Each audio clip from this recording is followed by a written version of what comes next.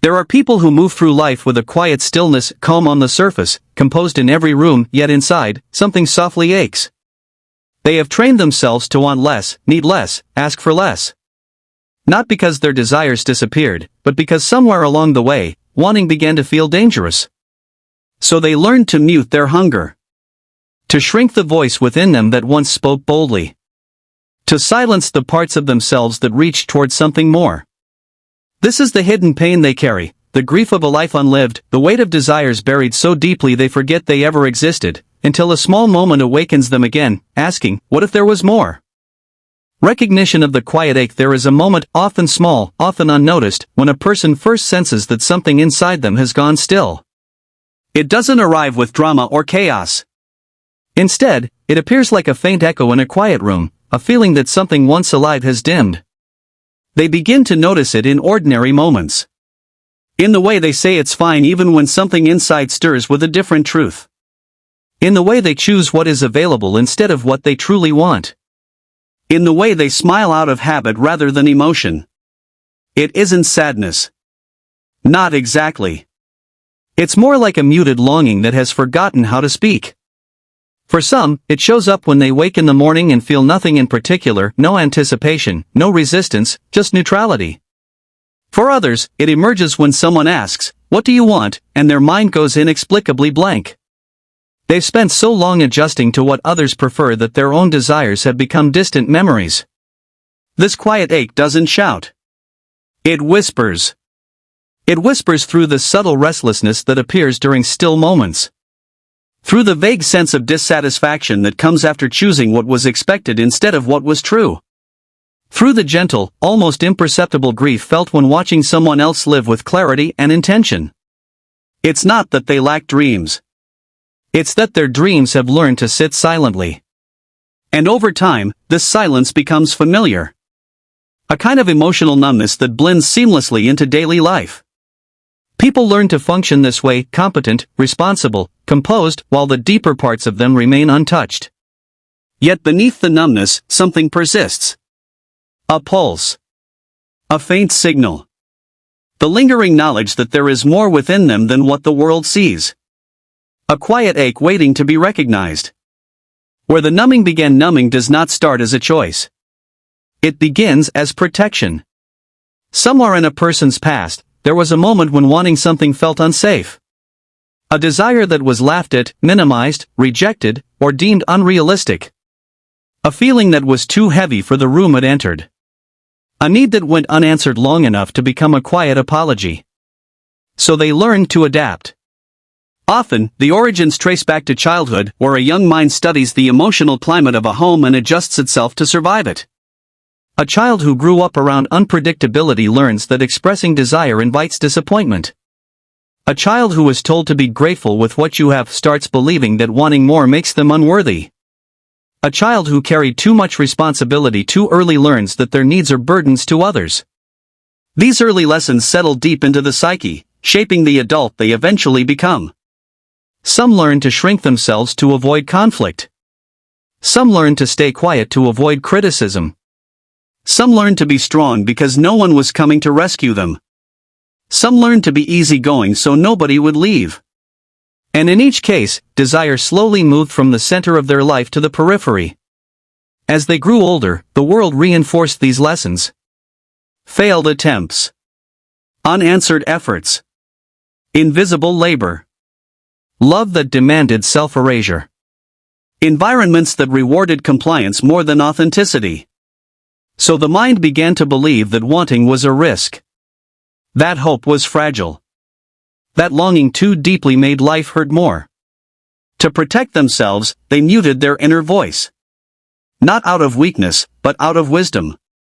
A survival strategy disguised as emotional stillness. But even the strongest survival mechanisms carry a cost. Because the part of them that once reached for connection, meaning, and possibility was never meant to disappear, only temporarily hidden. Buried, but not gone. The psychology of suppressed longing. When a person numbs their desires, the mind does not simply turn off. It reorganizes itself. It rewires to protect them. And the psychology behind that shift is both intricate and deeply human.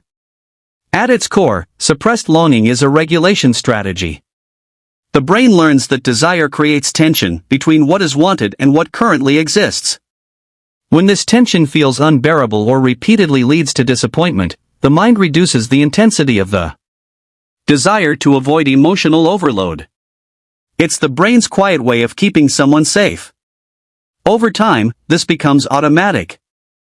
Neurologically, areas responsible for motivation and reward begin to dim.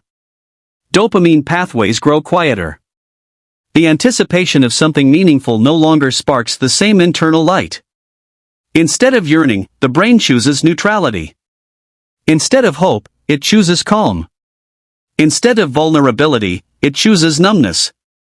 Attachment patterns also play a role. People who grew up with inconsistent responses to their needs often learn to detach from wanting altogether. Longing becomes associated not with fulfillment, but with anxiety or emptiness. To minimize pain, they avoid activating those emotional circuits. This is not laziness. Not indecisiveness. Not lack of ambition. It is the nervous system protecting itself.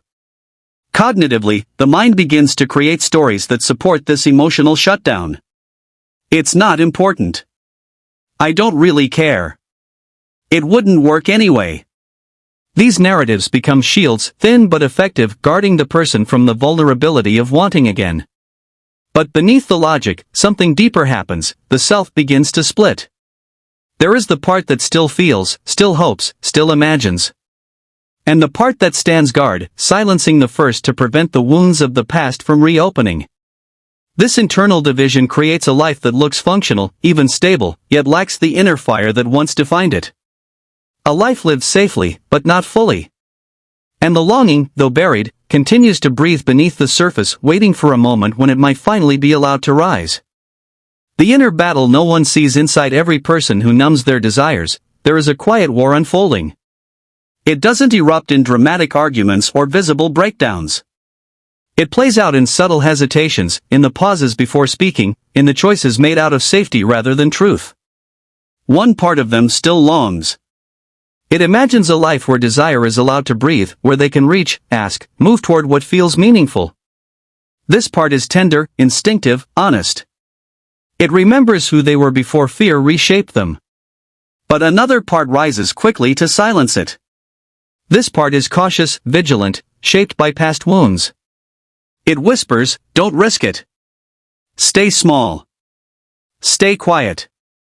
It reminds them of the times when wanting led to rejection, when vulnerability invited pain, when reaching out ended in emptiness. These two sides rarely speak aloud, yet their tension can be felt in every decision. It shows up in relationships where they love deeply but never fully show their heart. In careers where they excel but never allow themselves to dream further. In friendships where they listen beautifully but rarely express their own needs. In moments when they crave more from life but convince themselves they're asking for too much. This conflict is exhausting. To want, but not want too loudly. To feel, but not feel too deeply. To hope, but only in silence.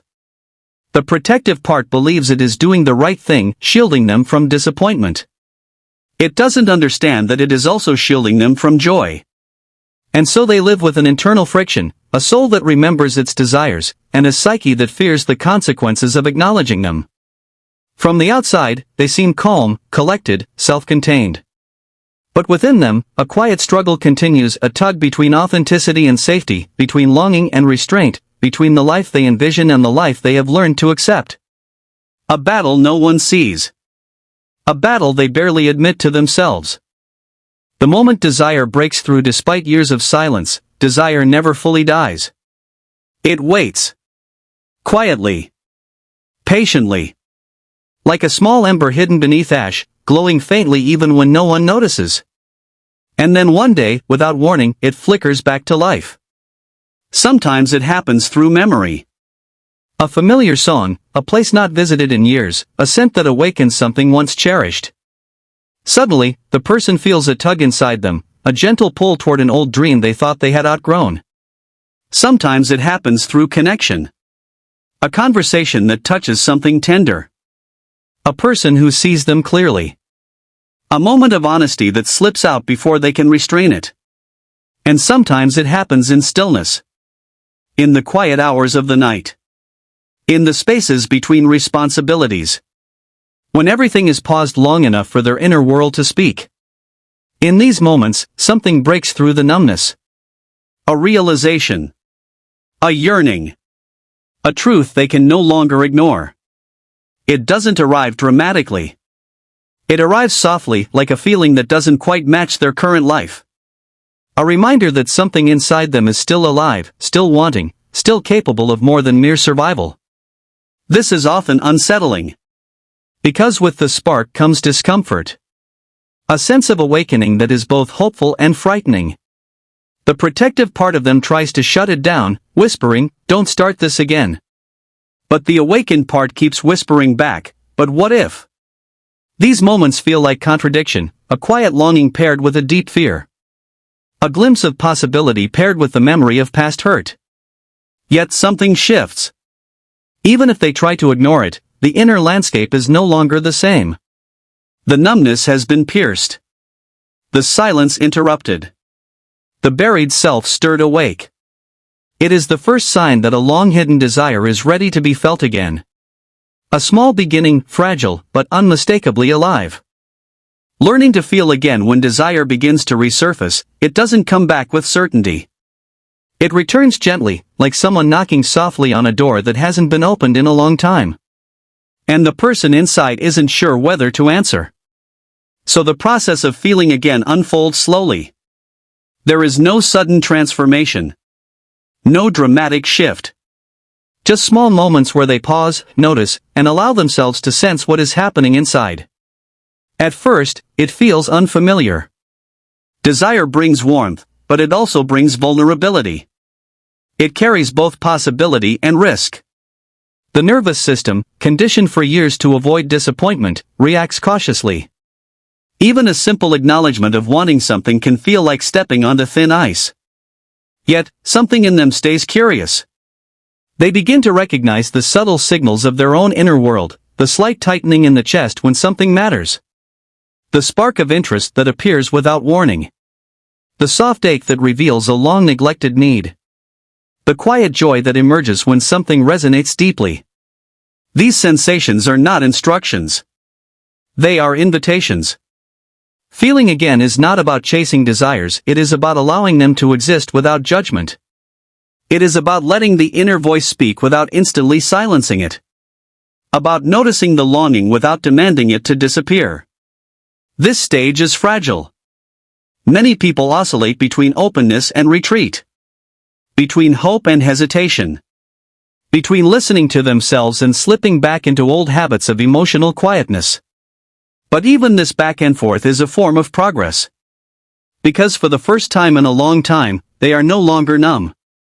They are beginning to inhabit themselves again, slowly reconnecting the mind and the heart, the present self and the buried self, the quiet ache and the emerging truth. Learning to feel again is not about becoming fearless. It is about becoming honest. And that honesty, however soft, begins to weave them back into a life that feels real.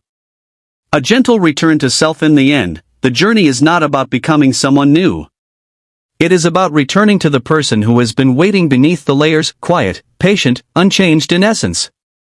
The self that never stopped wanting, even when desire was pushed into silence.